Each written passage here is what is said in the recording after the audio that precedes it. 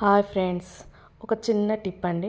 నాకు తెలిసినంత వరకు మనము కర్రీ వండుకునేటప్పుడు దానిపైన మూత అనేది ఉంటే మనం ఎంత పెట్టుకుంటే అంతే ఉంటుందండి మ్యాక్సిమం పులుసు. మనం మూత తీసేసామా అంటే దగ్గరికి అవుతుంది, పులుసు అనేది చిక్కబడుతుంది నేను అనుకోవడము. ఎందుకంటే యాక్చువల్లీ నాకు కావాలి అనుకుంటే పులుసు అనేది మూత పెట్టుకుంటాను. లోపల దగ్గరికి అయ్యి మంచిగా కర్రీ అనేది వస్తుంది. మూత తీసేసామనుకోండి కాస్త ఆ పులుసు అంతా ఎగిరిపోయి కాస్త దగ్గరగా అవుతుంది. నేను చేయడం అయితే అట్టానే చేస్తాను. ఇది నాకు తెలిసినంతవరకు టిప్ అండి. ఒకసారి ట్రై చేసి చూడండి ఎట్లా ఉంటుందో. ఇవాళ చాలా బాగా కుదిరిందండి చేపల పులుసు.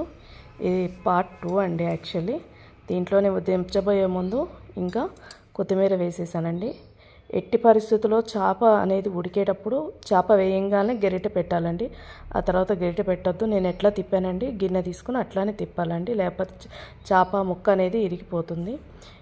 అంతా అయిపోయిందండి. గార్నిష్ చేసి ఇచ్చాను మా హస్బెండ్కి, మా బాబుకి. చూడండి, తింటారు.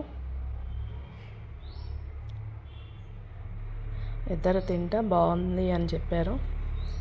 చాలా బాగుందని చెప్పారు.